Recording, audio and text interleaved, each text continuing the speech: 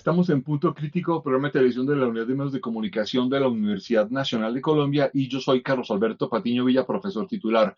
Durante los casi 3 meses de guerra de Rusia contra Ucrania, durante esta invasión en la que el ejército ucraniano ha mostrado una capacidad de resistencia, incluso de contraataque sorpresiva, tanto para los rusos como para los occidentales, también se ha generado un fenómeno muy importante y es el refortalecimiento de la Organización del Tratado del Atlántico Norte, organización que parecía tener una serie de problemas estratégicos, políticos, de cohesión muy importantes hasta antes de esta guerra, y uno de los efectos más importantes ha sido que dos países que se habían mantenido neutrales desde la Segunda Guerra Mundial, Suecia y Finlandia, pues han declarado a lo largo de esta semana, que comienza el 16 de mayo, su adhesión a la OTAN y comienzan un duro y fuerte proceso de adhesión en el cual tienen un opositor muy fuerte en Turquía con la presidencia de Recep Tayyip Erdogan. Para entender qué está sucediendo en este contexto, hemos invitado a un conocido historiador de este programa, que es el profesor Isidro Sepúlveda de la Universidad Nacional de Educación a Distancia de España. Profesor Sepúlveda,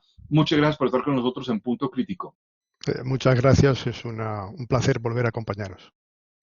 Profesor Sepúlveda, quiero preguntarle para iniciar esta conversación con usted, ¿en qué contexto nos encontramos frente a dos escenarios distintos pero complementarios en esta, digamos, acción bélica de Rusia? Y es frente al ingreso de Suecia y Finlandia en la OTAN y frente a la OTAN como alianza estratégica defensiva. Bueno, el contexto fundamentalmente es un cambio de visión geopolítica por parte de la organización, pero también por parte de cada uno de los miembros participantes, y el desencadenamiento fundamental es la contienda, la invasión rusa de Ucrania, que ha hecho percibir a sus vecinos la enorme amenaza que supone el régimen de Vladimir Putin.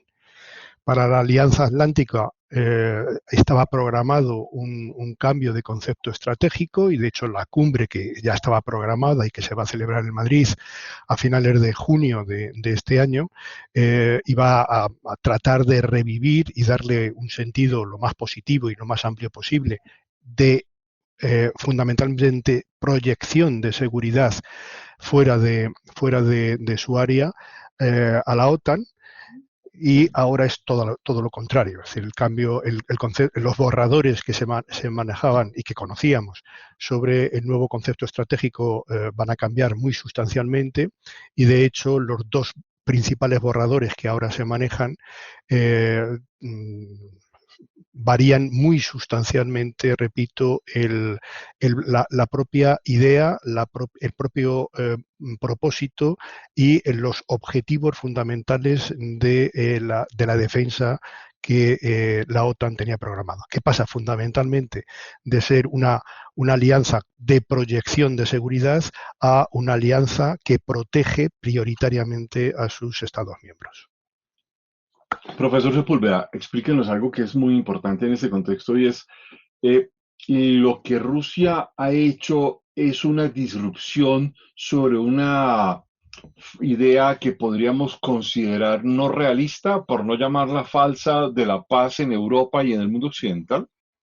Bueno, hay dos fenómenos que de una forma paralela se han ido alineando a lo largo de aproximadamente los últimos 7 años. Incluso se puede rastrear la idea hasta hace 15 años con la participación de Vladimir Putin en la cumbre de seguridad en Múnich.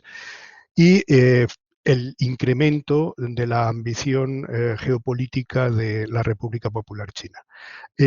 Son dos fenómenos paralelos que al final se encuentran. Por una parte, la idea de Vladimir Putin de reconstrucción imperial. Sin utilizar este concepto, lo que trata de hacer es volver a las fronteras, para él, naturales, que el antiguo imperio, posteriormente la República Socialista Soviética y por desgracia, no ya la República Rusa, habían tenido. Él lo que trata es de, primero, impedir que las organizaciones internacionales europeas sigan avanzando hacia Rusia, y, desde luego, reconstruir esta casa imperial. De forma paralela, la República Popular China pasó de querer ser la primera potencia regional en el sureste asiático a desempeñar roles ya de superpotencia a nivel global. Juntos lo que hacen, repito, de una forma sinérgica, paralela, lo que hacen es replantear el orden internacional que había perdurado a nivel global desde el final de la Segunda Guerra Mundial. Y esto, desde luego, rompe completamente la trayectoria de la idea de seguridad que había mantenido Europa, pero incluso esto va a afectar de una forma directa al resto del mundo. Esto no es un problema de Europa, sino que este replanteamiento, este cuestionamiento del orden internacional liberal va a afectar de una forma directa, particular a cada uno de los países, y América Latina, por supuesto, se va a ver muy afectada. Lo que vemos es que esto no es un problema de Ucrania, no es un problema de Europa, es un enfrentamiento a escala global sobre cómo se va a construir las relaciones internacionales del siglo XXI. Tengo que preguntarle por algo que usted ha dicho en su respuesta, y es que América Latina se va a ver afectada, y se lo pregunto con toda la intención, entre otras razones, porque muchos creen en América Latina que este es un conflicto que no tiene nada que ver con Colombia, con México, con Brasil, que no tiene nada que ver con la región. ¿Usted cómo lo ve? Bueno, no solamente tiene que ver, sino que tiene mucho que ver. No solamente por estas denuncias periódicas que aparecen en algunos think tanks de Estados Unidos sobre la presencia rusa en América Latina o el incremento de la presencia de China en América Latina. Bueno, son por supuesto, entidades que quieren jugar en el gran escenario global y, por tanto, tienen que tener presencia en todos los lugares. China tiene una enorme presencia ya en América Latina, no tanto como en África, que ya controla fácticamente, pero se está incrementando de una forma gradual su presencia en América Latina, que hasta este momento considera un escenario secundario. Pero perfectamente esto puede cambiar de una forma rápida. Y Rusia no quiere, no puede, no está en condiciones de jugar un gran papel en América Latina, pero sí utilizar algunos países de América Latina como elementos, como peones en el gran juego. Para el escenario global, estos peones le van a ser de una enorme utilidad frente a Estados Unidos, fundamentalmente. Pasemos ahora de nuevo al punto con el que iniciamos este programa, y es que hay una acción importantísima, y es la petición de adhesión de Suecia y de Finlandia a la Organización del Tratado del Atlántico Norte, presentada esta semana en una petición recibida además por Jens Stoltenberg en una ceremonia, en un protocolaria de adhesión, junto teniendo claras las críticas de Erdogan, el presidente de Turquía. Quiero preguntarle por dos cosas inicialmente antes de entrar al fondo. Primero, en qué ha sido, qué ha consistido la neutralidad de Suecia y de Finlandia? Y quiero preguntarle además aquí con una cierta, digamos, perspectiva histórica, ¿en realidad los suecos y los finlandeses son neutrales plenamente en el contexto de Europa? Bueno, en realidad no son neutrales tanto en cuanto pertenecen a la Europa continental, la Europa occidental. Hay que recordar que ambos países forman parte de la Unión Europea y, por tanto, están incluidos dentro de la PES, de la Política Europea de Seguridad Común, y que, por tanto, están integrados dentro de la defensa conjunta, de la defensa comunitaria. No habían pertenecido hasta hoy a la Organización del Atlántico Norte. Y esto tiene que ver con esta idea de neutralidad que se deriva de la salida de la Segunda Guerra Mundial. Los casos de Suecia y de Finlandia son paralelos, pero son muy distintos. Finlandia formó parte del Imperio ruso. No era un territorio integrado al imperio, pero sí era un reino que el rey era el mismo zar ruso, exactamente igual que ocurrió durante todo el siglo XIX con Polonia, en el que Polonia era un estado independiente, pero el rey de Polonia era el zar ruso. Por cierto que el zar era mucho más liberal en Polonia o en Finlandia en Varsovia o en Helsinki que lo era en Moscú o en San Petersburgo. Mientras que en Rusia mantenía, lo que era el imperio mantenía una edad media pura y dura con un régimen feudal, tanto en Polonia como en Finlandia jugó a una liberalización, incluso hubo cartas otorgadas o pseudo constituciones a lo largo de todo este periodo. Finlandia consigue la independencia en el marco de la Primera Guerra Mundial y la Revolución Bolchevique, y aunque hay presiones posteriores de la Unión Soviética, fundamentalmente en el marco de la Segunda Guerra Mundial, los finlandeses consiguen mantener su independencia, por cierto, con una resistencia militar heroica frente al avance del Ejército Rojo.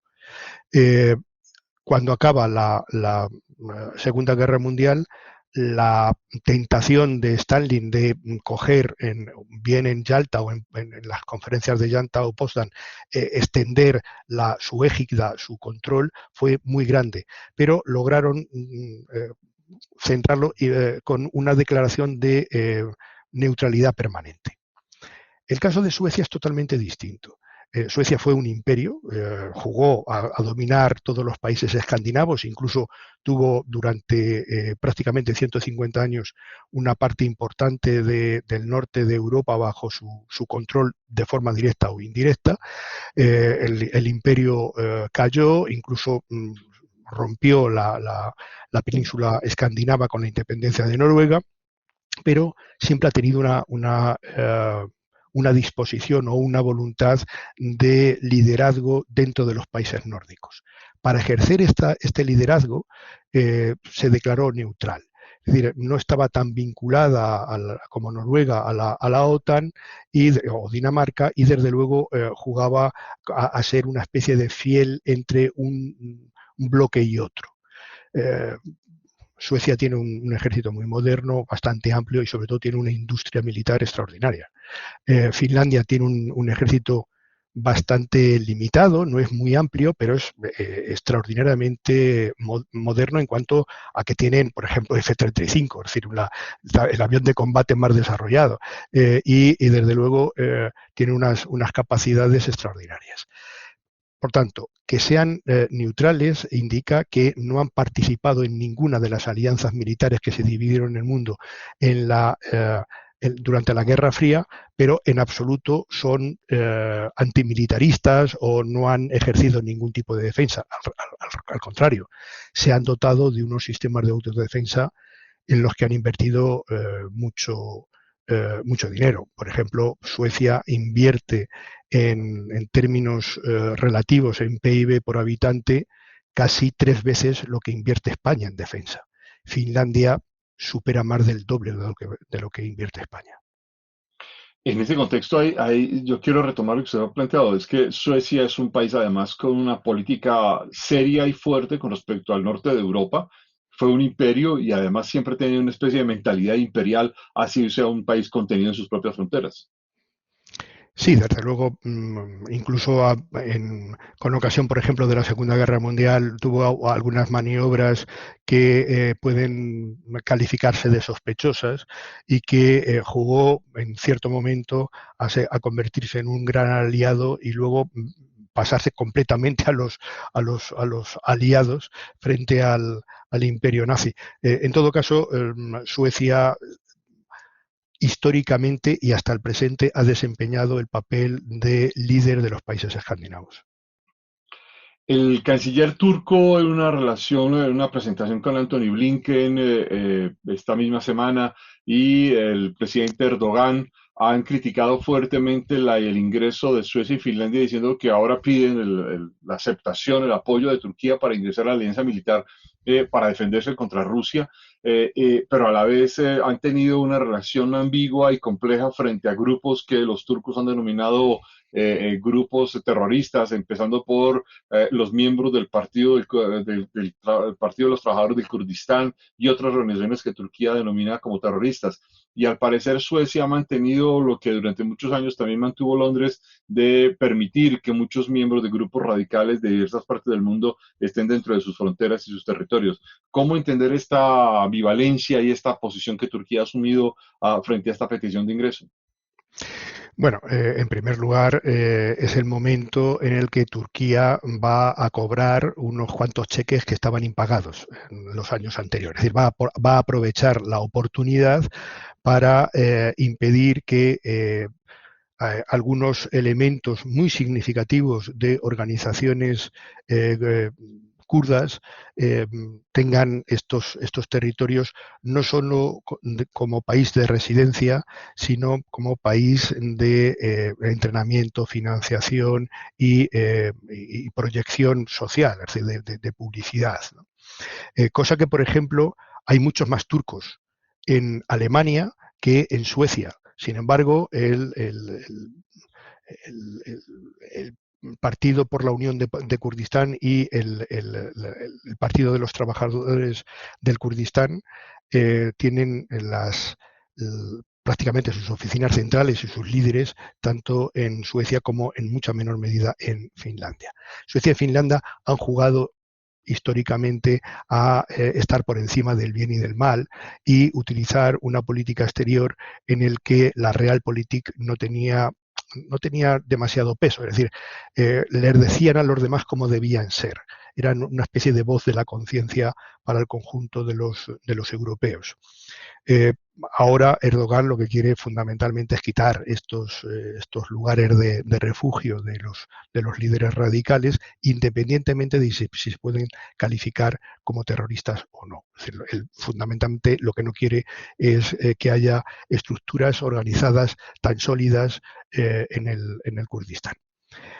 Pero también hay que indicar que Erdogan no tiene capacidad de retorsión máxima, fundamentalmente porque es para la OTAN un aliado bastante incómodo. No solamente le ha comprado armamento a Rusia, no solamente ha tenido una posición muy ambivalente en el conflicto en Siria, las operaciones en Afganistán por parte de la OTAN no contaron en muchas ocasiones con el apoyo que se esperaba por parte de Turquía. En consecuencia, es un aliado necesario pero poco fiable. Y, por supuesto, Erdogan lo sabe. Va a ejercer presión, pero su presión puede llegar a un límite que se vuelve contra sí mismo, con lo cual no creo que incluso esta advertencia o esta amenaza de boicot o de negativa a aceptar a Suecia y Finlandia definitivamente se lleven a cabo.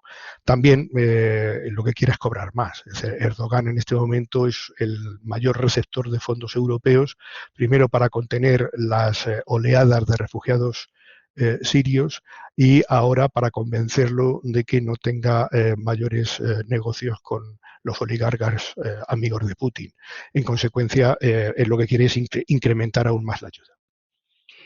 El canciller Sergei Lavrov había dicho hace unas 3 semanas que cualquier intento de ingreso de Suecia y Finlandia implicaría tomar medidas técnicas militares. Algún portavoz del Ministerio de Defensa ruso incluso alcanzó a decir que esto implicaría la movilización de armas nucleares, basado en algo que también Putin había indicado al inicio de la guerra. Sin embargo, en la última semana pareciera ser que Putin ha planteado que no resulta ser una amenaza en principio existencial contra Rusia, y sin embargo resulta ser desafiante a las advertencias que Putin había hecho y por el contrario lo que hace es impulsar a Suecia y Finlandia hacia la OTAN. ¿Cómo entender la posición de Rusia frente a esta petición? Bueno, hay que entenderla como un cambio de actitud muy drástico, un giro de 180 grados, pero también como respuesta a la evolución del propio conflicto en Ucrania.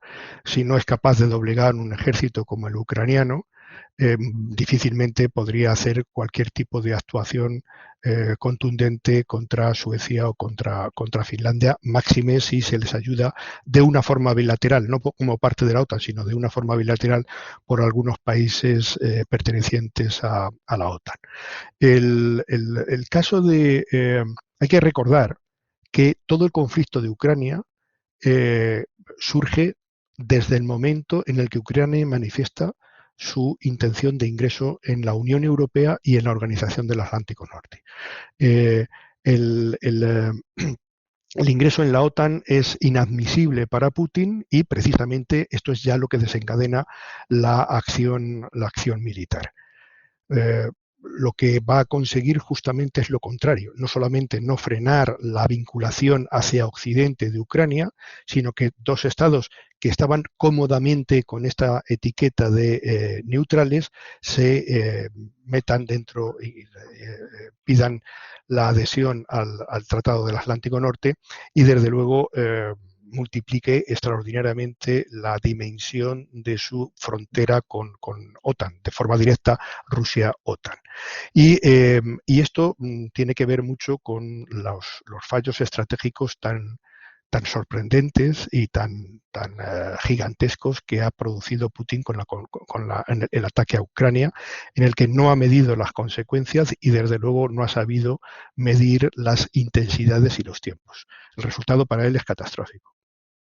Profesor Isidro, nos quedan a lo largo de un minuto y medio y quiero preguntarle en este contexto de una Europa post-heroica, post-moderna, post-nacional, post-estructural, etcétera, con todos los posts que se les quieran poner, hay una realidad y es que la guerra en Ucrania vuelve y toca a Europa y la hace movilizar seriamente y pareciera ser que la OTAN se ve abocada y mucho más con el ingreso de Suecia y Finlandia a enfrentar las posibilidades y las opciones de guerra real, mucho más que de simples operaciones o de operaciones como las que ha hecho en Libia o en Irak o en Siria o en Afganistán, etcétera. Y pareciera ser que la guerra ahora es una opción mucho más cercana o una condición mucho más cercana a la realidad política europea. ¿Esto es cierto? Eh, Nos queda poco tiempo. Tres ideas básicas. Primero, no hay espacio a la neutralidad en Europa cuando lo que se está atacando es la democracia. Segundo, la idea de que la OTAN tiene que venirnos a proteger siempre, de nuevo se reactiva, a pesar de que los europeos quieren dotarse de un nuevo concepto también estratégico defensivo. Y tres, y fundamental, estamos entrando en un nuevo ciclo de realpolitik en el que las relaciones internacionales van a ser de una contundencia creciente y el poder duro, el poder con P mayúscula, pesa cada vez más. Profesor Isidro Sepúlveda, quiero agradecerle su participación en Punto Crítico.